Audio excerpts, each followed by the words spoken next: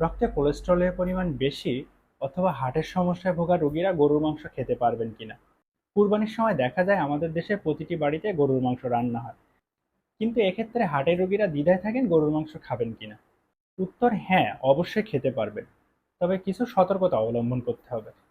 আসুন জেনে নেই কি কি সতর্কতা অবলম্বন করে আপনি গরুর মাংস খেতে পারবেন। প্রথমত, মাংস নির্বাচনের ক্ষেত্রে গরুর মাংসে আমরা জানি স্যাচুরেটেড ফ্যাট থাকে, যেটা হার্টের জন্য ক্ষতিকর। কিন্তু গরুর শরীরে এমন কিছু জায়গা আছে যেখানে এই চর্বির পরিমাণটা খুব কম থাকে, এবং এই মাংসগুলোকে বলা হয় লিন মিট। গরুর সিনা এবং পাঁজরের অংশে এই লিন মিট থাকে। আপনি এই সিনা এবং পাঁজরের মাংস নিশ্চিন্তে খেতে পারেন।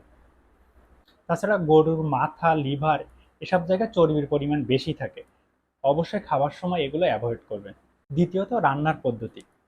রান্নার সময় অবশ্যই ঘি, ডালডার পরিবর্তে সয়াবিন অথবা সূর্যমুখী তেল দিয়ে রান্না করবেন। তৃতীয়ত, কতটুকু পরিমাণে খাবেন। একজন সুস্থ মানুষ প্রতিবেলায় 80 থেকে 100 গ্রাম পর্যন্ত রেড মিট অর্থাৎ মাংস খেতে পারে।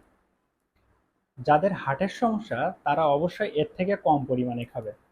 2 থেকে 3 পিস মাংস যথেষ্ট। চতুর্থ, কখন খাবেন। হার্টের রোগীদের ক্ষেত্রে সকালে এবং দুপুরে গরুর মাংস খাওয়াটা সেফ।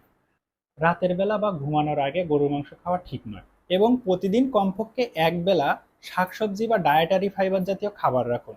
সেই সাথে প্রচুর পরিমাণে পানি পান করুন।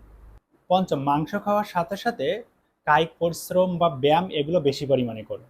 এবং কেউ যদি হার্টের সমস্যার জন্য প্রতিদিন ঔষধ খেয়ে থাকেন, তাহলে অবশ্যই ঔষধগুলো ঠিক সময় মতো খাবেন।